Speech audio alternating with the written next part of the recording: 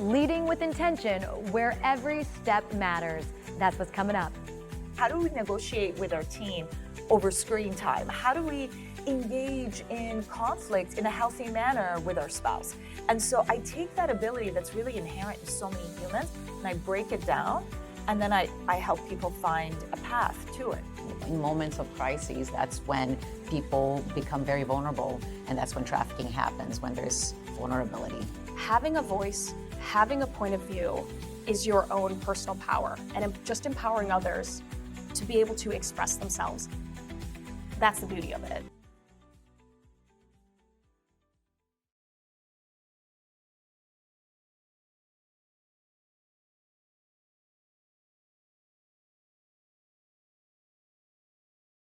Hello and welcome to the Whitney Reynolds Show's Season 10 finale. Whew, what a moment for us as a show. I'm sure you have noticed some changes here on set. We are really loving the video boards and the deep storytelling we are able to do. Our goal is to be the strongest voice of hope when it comes to media, and this season we have gone after that hard. Today we end things with leading with intention. Awakening the soul of our stories. Come for the stories, stay for the heart, where every journey You might recognize a new look. We are ready to take things to the next level. you'll see. Whitney's here to share your dream. It's the Whitney You are watching the Whitney Reynolds Show. Be careful. Go to your home. Real voices, real lives in every episode. This is the Whitney Reynolds Show. And now we turn to the world of Dungeons and Dragons with an actress who leads with intention, combining her storytelling roots with the magic of imagination. Welcome to the show. Thank you so much for having me, Whitney. So I was just chatting with you off camera, and I love your energy and your spunk. You have so many, what I was calling on-ramps to your story. What landed you on this stage today?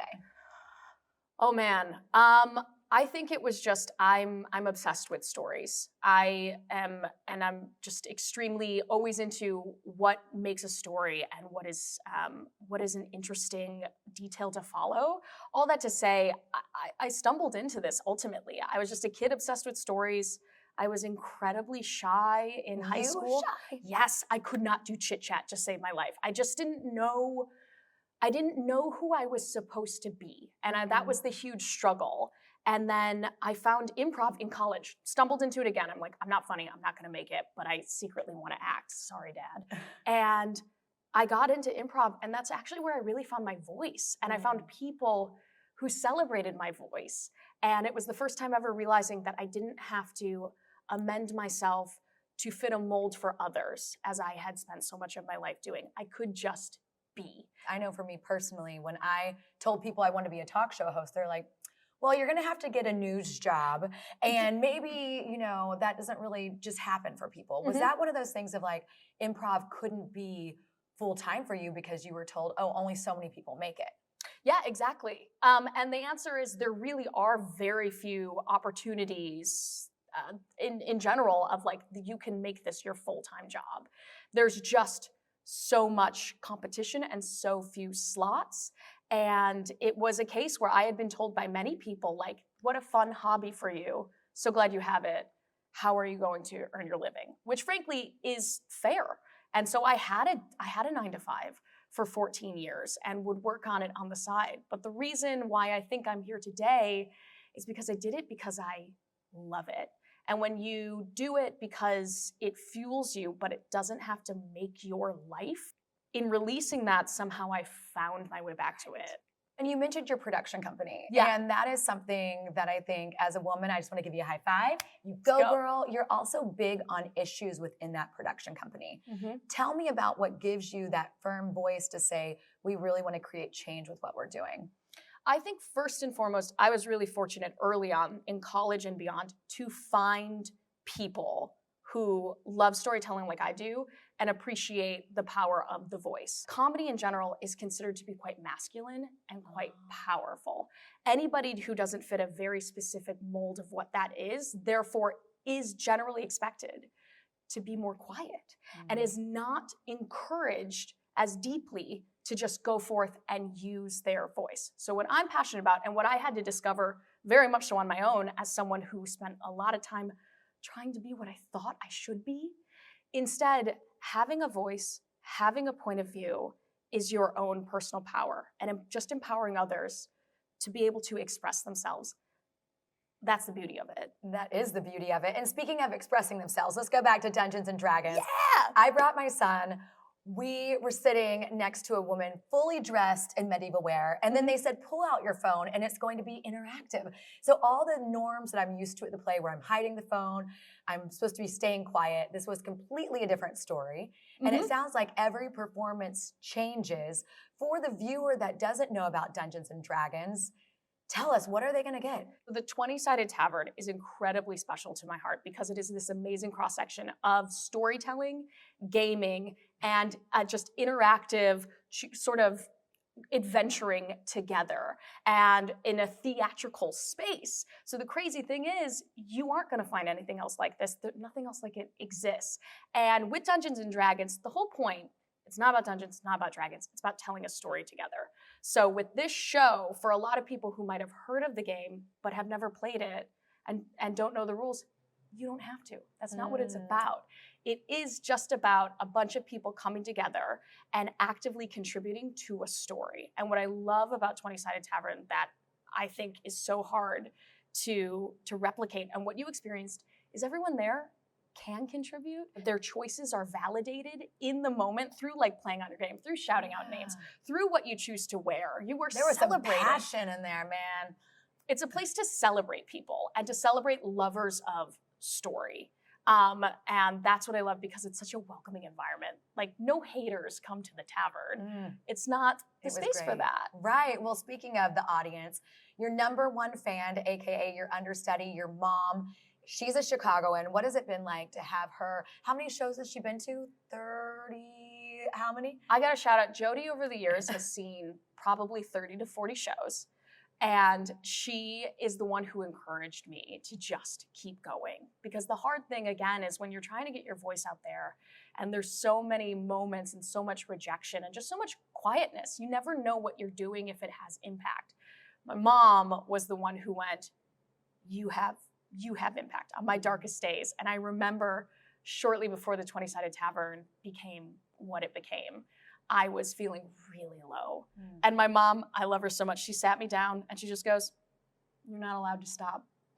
She goes, sorry, you're meant to tell stories. You're a storyteller. So you're not allowed to stop. You could be sad, but you're not stopping. When you're off the stage, what is something that our viewers might not know about you? I mean, besides being a professional nerd, I think I hold workshops now for like helping to tell storytelling. That is a little bit adjacent to what I get to do, but I think just, again, getting the word out that like, hey, you have a point of view and let's get it out there is just a passion of mine. And besides that, I bake a mean 3-layer cake. Oh my goodness. Well, you have so many different layers to you and your story. I kind of really good. Yeah. Kind of a job. Thank you so much for coming on. Yeah, thank you for having me.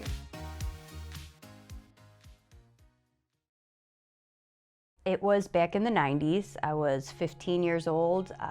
I grew up in a family with 2 Chicago police officers for parents. My father was a sergeant. We had a nice home in a safe area of Chicago, and I went to a good school, and he died when I was 10. And shortly after that, my mom got hurt on the job. And so she was in and out of surgery, and I just kind of lost my way. And I made the mistake of getting in the car with a person who I thought just wanted to go out and have some fun and go to the restaurant, and it turned out to be a trafficker. Corinne's story is a stark reminder of how trafficking can hide in plain sight, and how a simple dinner and drinks can take a dark turn. Corinne's nightmare ended when her trafficker was finally caught. But even with him behind bars, the fear never fully left. That's the heavy burden so many survivors of trafficking carry. And yet, through incredible courage, she found a way forward. Her healing began when she discovered the Salt and Light Coalition.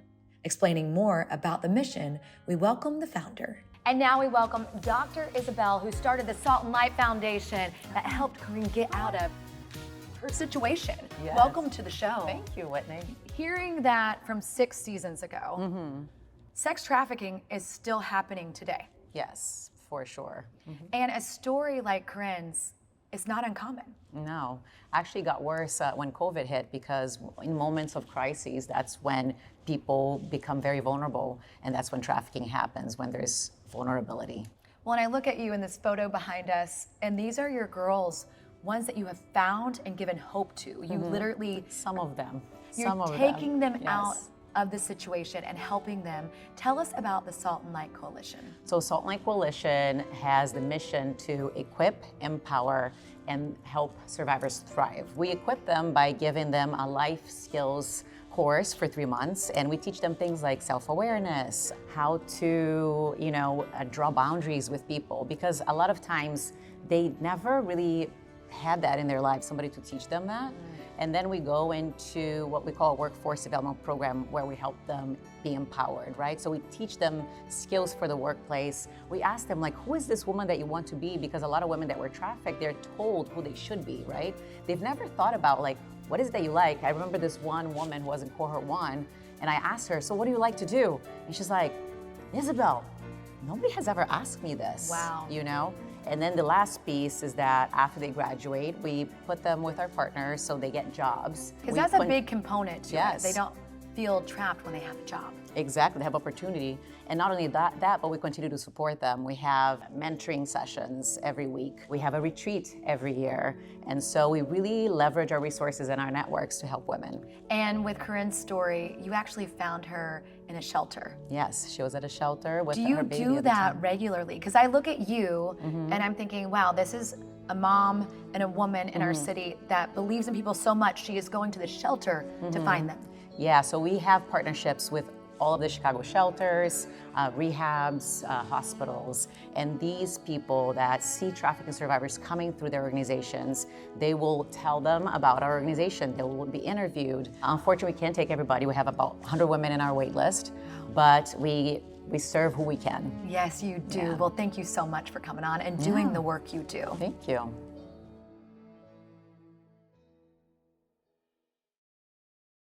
Our next guest is leading millions on social media. That's originally how I found Real Talk Kim. She came into Chicago to share how she is helping people claim their stories. From stuck to strong, Real Talk Kim not only talks the talk, but she walks the walk in this message of hope. I was raised in a very strict religion, and there wasn't a lot of grace and hope. I was feeling so hopeless after my 18-year marriage ended, and I was like, God, if you ever get me out of here, if you help me find my way out of this pit, I want to do whatever I can to help people like me. And so now loving people is my favorite hobby on the planet. When you meet people that are at their lowest of low, what is it that can change and do that same spark that you had? I always look at it like it's like God giving you a do-over. And so I guess for me, I would just tell that person, nothing you've lost and nothing you've experienced is greater than what's coming. I promise you. Her new book, Unstuck, provides readers with daily reflection, wisdom, and encouragement. And her social media platform does exactly the same. The enemy will make you think that what you lost was so great. But if you lost it, it couldn't have been great. Right. I can't take this pain away. You got to get up and walk away. And so I would tell that person, I would say, if you can just stop giving CPR to dead situations. Oh, that's good. Stop it. Stop begging someone to stay with you. Stop thinking that you got to numb your pain with that addiction or stay in that abuse because you can't see a way out. If you just make up in your mind, I'm not staying here. You got to make up in your mind, I'm breaking this. And that's what I did. Yeah. And they can do it too. Welcome to the show. Thank you. It's so wonderful to be here, and it's so great to see you again. And today we're talking stoic empathy with you, which is such a unique concept when you think about those 2 words, yet you formed a whole chapter book around it. Right. Well, it's interesting because one of the reviews recently said this book makes a guidebook feel like a memoir. So it really is a chapter book, but it's really also a guidebook. Stoicism at its core is emotional regulation with a pillar of what the Stoics, the ancient Stoics, called justice. Today, we would call that morality, ethics, right? Whatever is the right thing for us. And empathy is just awareness of the room, the people around us, and ourselves, right? Yeah. So that we can proceed not in immediate reaction to like the emotive response that is running through our body, but in line with our own independent view of morality or justice, as the case might be, and utilize the Stoic tools to create that balance. Well, and I love this because you are taking your own life experiences, the tough stuff that really make you you, and helping others with that. Yeah, absolutely. So you know this because we've talked about this before. I was born in Iran in 1977, happened in 1979. In 1980, the Iran-Iraq War began to wage. And so my childhood, up until I immigrated out of Iran at the age of 11 in 1988, was in the aftermath of the Iranian Revolution, maximum oppression, and a war. So it was up to 6 missile attacks a day, but also energy shortages, long lines, constant fear, et cetera, et cetera. So that was the environment in which I was being raised. And what I observed, what I learned about Stoic empathy is that it exists in my parents. Wow. I saw it as they were battling this world. It was quite remarkable. And walk us back through, because that sounds like a tough childhood. You remember some of those memories of the attacks. Well, one really good story, and it's funny because it's so representative because it happens so many nights that I can't even pinpoint what night it was. So it's a picture 3 o'clock in the morning, right? You're 11 and your twin sisters are 8 and you're tired and you're sleepy and you've been woken up by red alert sirens every night this week and you're exhausted and you've been spending your days in the bomb shelter. Spending days in a bomb shelter. Spending days and that's in your a bomb childhood. shelter. That's the childhood, yeah. And by the way, it's not some fancy bomb shelter. It's just the basement of the apartment building that we had, but it's the safest place to be. So 3 o'clock in the morning when the red alert sirens go on, my parents had to decide, they had to get themselves out of bed. They're tired too. They're also quite weary, right? And they had to decide based on the pitch of the alert, whether or not they had sufficient time to make it to the basement where the safety was, where the shelter was, or just run to the door frame away from the windows, right? And I remember my parents around me, and what's really extraordinary in a situation like that, and you'll relate to this as a parent, as a leader, you know, anyone can relate to this. You can't hide the missile attacks from your child. You can't hide the fact that there's a war going on outside the window, right? They're loud and explosive. And you can still provide that emotional buffer. It is precisely your empathic awareness of the needs of your children in that moment that make you concise, wise, emotionally controlled, and able to make the right decisions. And it's this extraordinary capability that people have. And it sometimes comes up like it's like a superhero capability. And what I want to do is I want to take a look at how do we apply this to our everyday life, right? How do we negotiate with our teen over screen time? How do we engage in conflict in a healthy manner with our spouse? And so I take that ability that's really inherent in so many humans and I break it down, and then I help people find a path to it. Well, and you can tell you've lived many different lives in your years. I want to know, you're saying the Stoic empathy can really be something we learn. With the visual aid that really taught you this was, of course, your mom wasn't going to save you by putting your arms around you, but it was that moment and how she made you feel. And that's what you're saying you can do for others. You can help people find this. 100%. You can do this for others. You can do this for yourself, right? So you can perform on a daily basis vis-a-vis your children, your colleagues, even people whose interests are hostile to yours. You can perform in a way that is understanding of their motivations, their emotions, and their judgments, understanding and in control of your own emotions, motivations, and judgments, and then maximizes that coupling and that control and that awareness in order to enhance your good relationships and get the best possible result out of the hostile ones that you can, given the circumstances. What does that teach you, or what are you trying to learn in that moment? Oh, I love that. That's such a good question. In that moment, especially if you are someone who's conflict averse, You are engaging in a very safe setting of conflict. It goes along with the Stoic tool of discomfort embracing.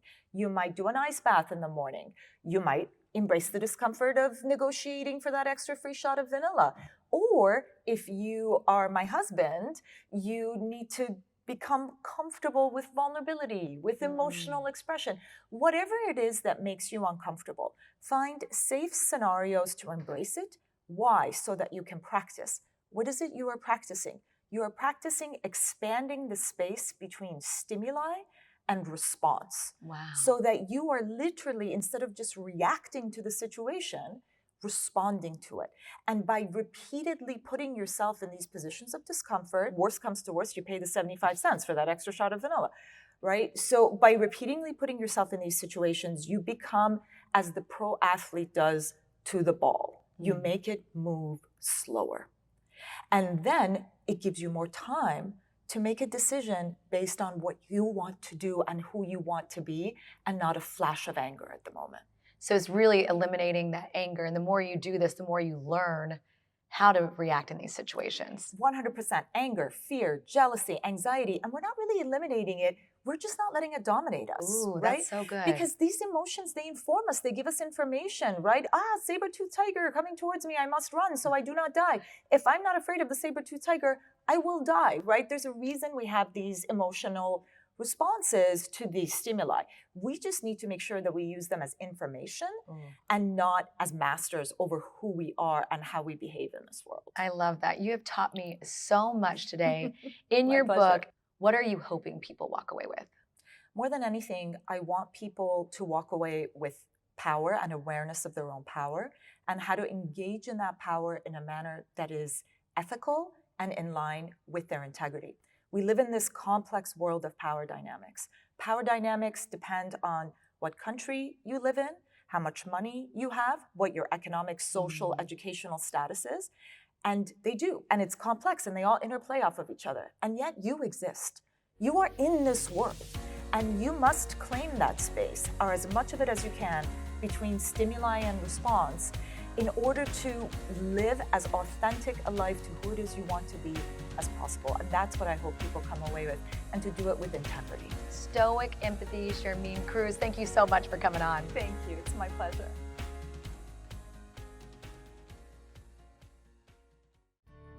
My name is Betsy Roddy, and I am the great-granddaughter of Sonora Dodd, who is accredited with being the founder of Father's Day. I was 16 when she passed, and that's how old she was when her mother passed, and her father took over supporting the family. It's no surprise why she wanted to honor him with Father's Day, because he took on a role that a lot of fathers at the time didn't do.